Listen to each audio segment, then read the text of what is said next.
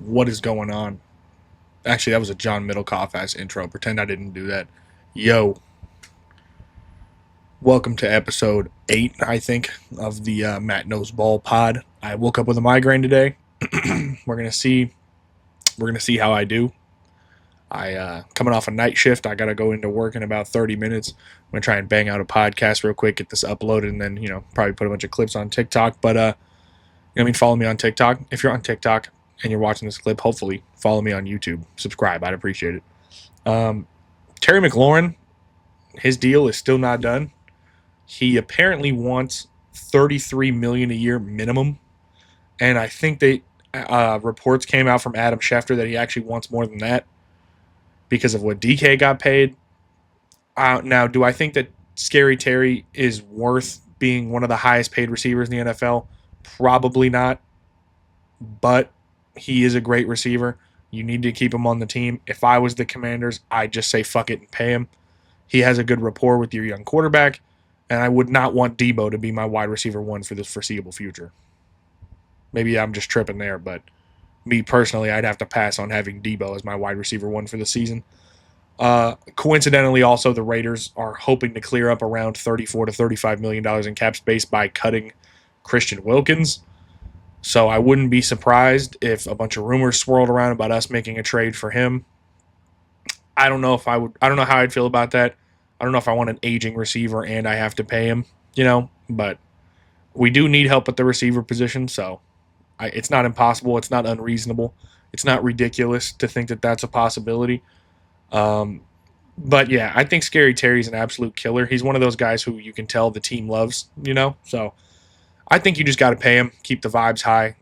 I actually think that even with Debo and even with their other offensive additions, the Commanders are probably going to be worse this year, which sucks for them. But whatever.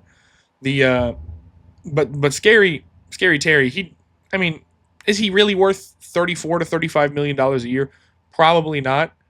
But would I pay him that just to make everyone happy and keep this team together? That just had a lot of success last year, the most success this team's had since RG3 was around. Yeah, I would pay him 100%. Now, maybe that's me not being a GM and not knowing how bad of a contract this could potentially be in 2 years or whatever, but I would pay him. Never can blame a team really for keeping a guy who's loved around the locker room and loved in terms of his production on the field for sure. He's great, man. I mean, you can make a case he was in the top 8, top 7-ish receivers last season. I think he's probably bottom of the top 10 guy. I think he's probably acceptable to be put anywhere from 8 to 11, 8 to 12, 7 to 12. Somewhere over there. The speaking of football and speaking of the NFC, we have the Bucs added $30 million guaranteed to Baker Mayfield's deal. I think that is awesome. I love Baker. I think he deserves every cent he can get. He's been one of the better value contracts in the NFL this year. Last year, in the last few years. The guy came out of nowhere. The Bucs have done an awesome job. I think I saw a stat recently that the only teams that have what is it? I don't remember, but basically they're on a pretty high standard of winning. They've made the playoffs, I think, 5 times in a row. Of course, some of that's from playing with Brady, but not Baker playing with Brady. The Bucs having Brady. But the Bucs have been super successful lately, man. I want to give them some props. I think it's awesome organizationally that they added that money to Baker's deal. He's been on a great value contract. I don't know if you can hear that. My garage door is opening. Sorry about that. But yeah, man, I really like Baker Mayfield. I never understood why people didn't, and I still never will. I'll never understand why the Browns let him go, why the Panthers let him go, why the Rams even let him go. I guess the Rams ended up doing all right, but you get what I'm saying. I love Baker Mayfield, man. I've always been a huge Baker fan. He's just an absolute dog. He's just one of those guys. There's not a lot of guys that play the quarterback position who get you fired up the way Baker Mayfield does. At least for me personally. Because when I watch Baker play football, he's running people over. He's pointing into the crowd. He's hamming shit up. He's trying to get the people going. And I love that. I'm a huge fan.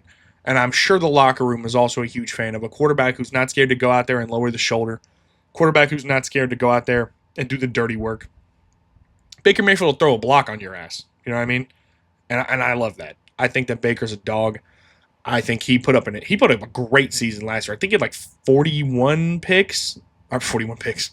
Jesus. I think he had like 40 something touchdowns and like 16 picks, which don't get me wrong, you're a little heavy on the picks, but I'd rather have that than like 28 and 9, you know. I like having 40 touchdowns, that's for sure.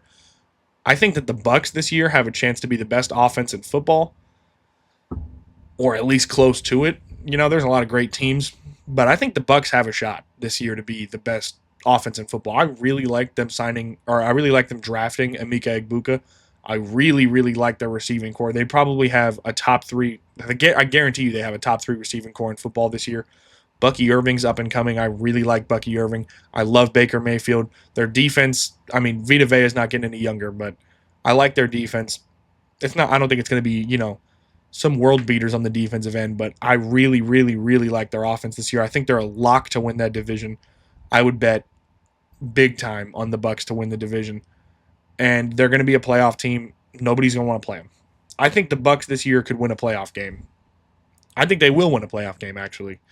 A real early season predictions. I think the Bucs will win a playoff game. I think that they're going to play some wild card team that's probably not. You don't want to play the Bucs. So that's about all I got for the Bucs. But I also saw, staying on football today, staying on football heavy. We saw that Travis Kelce, he stepped in to stop a fight in practice between Josh Simmons and some guy on the defensive side.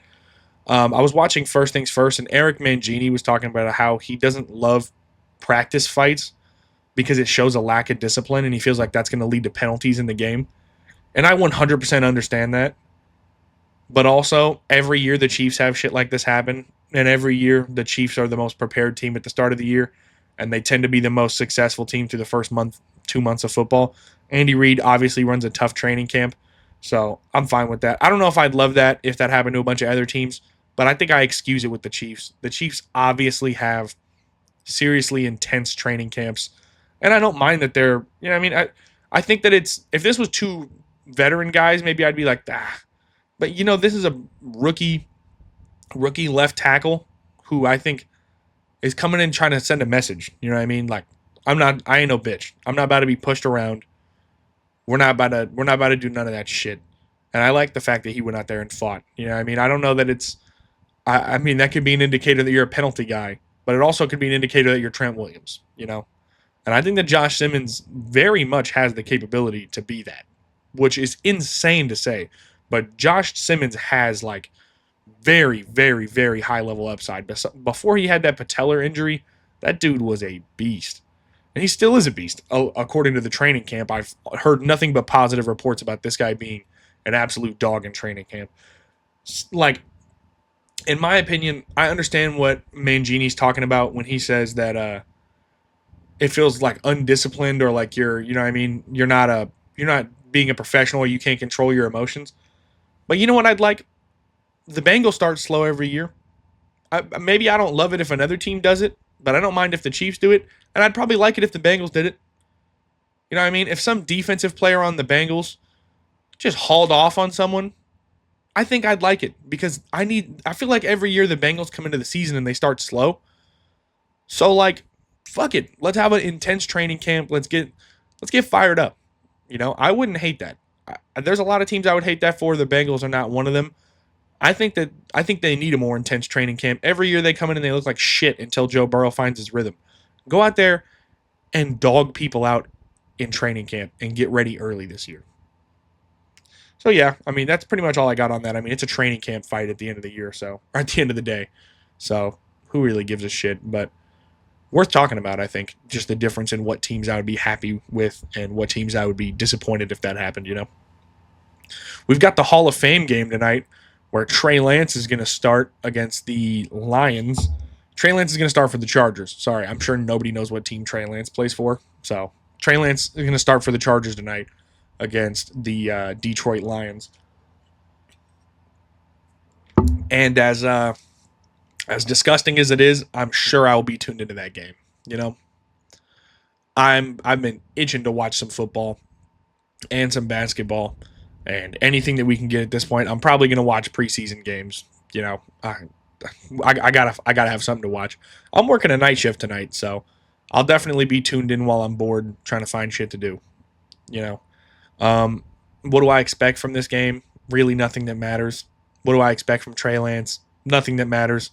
Trey Lance can go out and throw 900 yards, 1,500 touchdowns, and rush for 2,000 yards in one game, and he's not going to start over Justin Herbert. So, who really gives a shit? But it'll be fun to watch. I mean, maybe Trey Lance puts on a performance where some team will sign him as a backup, or maybe the Browns can add a 17th quarterback to their roster. I don't really think anybody gives a shit about Trey Lance at this point. I think his career is pretty much done. And I think that really sucks, man. I mean, unless he really puts on a show today, it's probably over. I don't expect him to put on a show, and I'm expecting him to probably go down as one of the biggest busts in NFL draft history. Uh, that really sucks for him. But, I mean, he still made a good amount of money, so I guess you made a bunch of money in your career in the NFL to be trash. So it could be worse. But, yeah, man, got to go down as one of the worst draft picks ever. One of the worst trades ever by the Niners. I think they traded away 3 first-round picks to get this guy. I think it was 3 first-round picks. All I know is they traded away a bunch of draft capital to go get Trey Lance.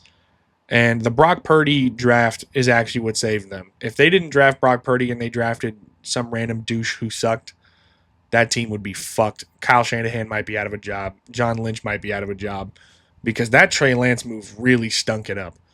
You traded a bunch of first-round picks for this guy, and then you end up trading him to the Cowboys for like a 4th, I think. Something like that.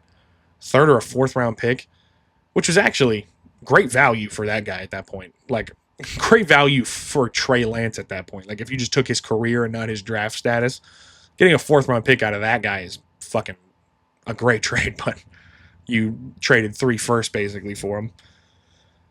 Yeah, that's a real stinker. But, I'll tune in. I'll watch. I'm always going to watch football, so we'll see.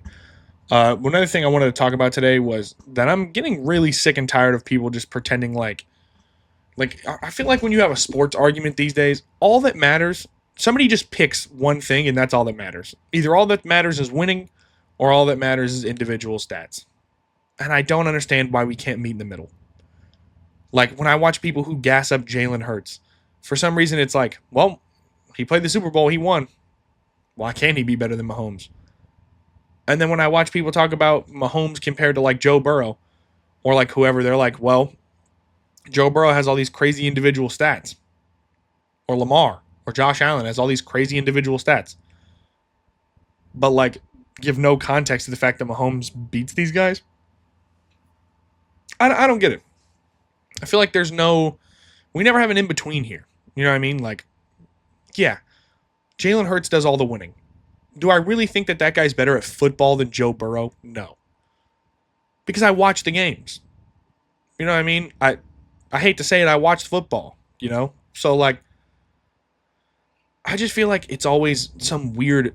One guy is always about winning, and the other guy is always about stats. Or, I never get it. Can we just have context and use both? Like the Michael Jordan-LeBron argument. If you argue for LeBron, everybody assumes that all you care about is stats. You don't care about his losses or whatever. But no one gives a shit about all the seasons that Michael Jordan missed the fucking playoffs. Or him getting bounced by Shaq and Penny. There's never a fair ground anymore in an argument. It's always, well, this guy won, or this guy put up awesome stats, and that's why he's better. Can we just use context, please, for the love of God, when we have an argument? Can we use more than just the numbers? Can we say, hey, he did this, and he won, and he does this better, and I think he does this better, and he does that better, and he does that worse, and I think that he has higher upside, or I think that he has a lower ceiling or a lower floor? Like, can we talk about actual shit instead of just being like, well, Brock Purdy's passer rating was insane in that year that he finished 3rd in MVP or whatever, or 2nd, whatever it was. Brock Purdy's passer rating was nuts, so, he's one of the best quarterbacks in the NFL. Can we stop? Can we cut the shit? You know what I mean? Obviously, no. Matt Stafford last year did not put up insane stats. You know that Matt Stafford's a great quarterback. We all do. Matt Stafford's fucking awesome. Joe Burrow put up insane stats, didn't win. We all know that it's not his fault. The guy put up one of the greatest quarterback seasons of all. Matter of fact, his offense put up one of the greatest seasons of all time from an offense. I don't really think it's his fault that they lost, you know? And I think that it's bullshit how we always turn everything. There's never the context. You know? I don't know. This is going to be a short one. I think I'm cutting it here, but got a good 15 minutes in. Got to upload this and then take my ass to work. I will. I think I'll be back tomorrow. We'll talk about the. We'll talk about if anything exciting happens in the Hall of Fame game. I'm not expecting to come back tomorrow, but we'll see. Hopefully it's cool. I'm gonna watch it. You should watch it so you can watch me talk about it tomorrow.